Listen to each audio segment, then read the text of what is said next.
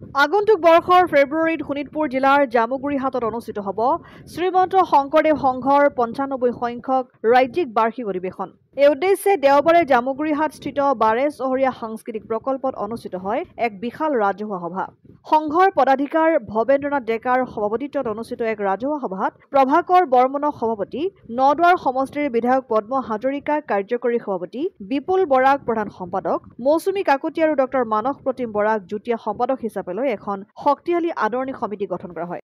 আদৰণি সমিতি গঠন সভাখনিত সংঘৰ ওদালগুৰি, কলিয়াবৰ, বিশ্বনাথ আৰু তেজপুৰ জিলাৰ সহস্ৰাধিক প্ৰতিনিধিৰ লগতে বিভিন্ন অৰাজনৈতিক অনুষ্ঠান প্ৰতিষ্ঠান, দল সংগঠনৰ সদস্যসকলে অংশগ্ৰহণ কৰে। ঐতিহ্যমণ্ডিত ১২ চহৰীয়া প্ৰকল্পত আজি ৯৫ সংখ্যক শ্ৰীমন্ত শংকৰদেৱ সংঘৰ অধিৱেশনৰ আজি প্ৰস্তুতি সমিতি গঠন হৈছে।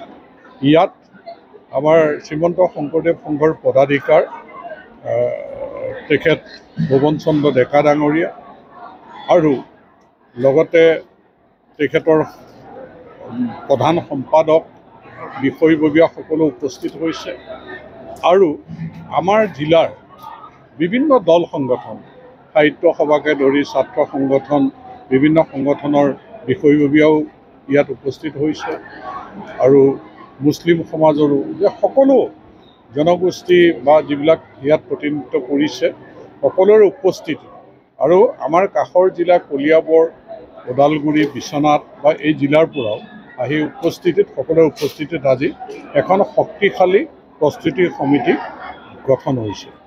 ইয়াৰ সভাপতি হিচাপে প্ৰভাকৰ বৰ্মন ডাঙৰীয়া, সভাপতি হিচাপে তেওঁলোকৰ যিহেতু শীৰ্ষ হ'ব লাগে তেখেতক সভাপতি হিচাপে লৈছে আৰু লগতে মোকো কাৰ্যকৰী সভাপতিৰ দায়িত্ব অৰ্পণ কৰিছে আৰু সাধাৰণ সম্পাদক হিচাপে বিপুল চন্দ্ৰ বৰা, লগতে যুটীয়া সম্পাদক ডক্টৰ মানস প্ৰতিম বৰা, মৌচুমী কাকতি।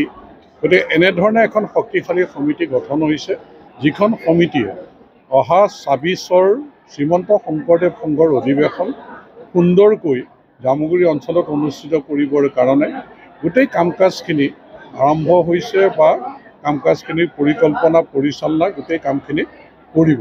গতিকে মই আশা কৰিছোঁ যে আজি মানুহৰ যেনেধৰণে উপস্থিতি, যেনেধৰণে উৎসাহ, উপস্থিতি আৰু উৎসাহে এই কথাটো প্ৰতিফলন হৈছে, এইখন আমি সুন্দৰ এখন শ্ৰীমন্ত শংকৰদেৱ সংঘৰ অধিৱেশন আমি অনুষ্ঠিত কৰিবৰ কাৰণে সক্ষম হ'ম।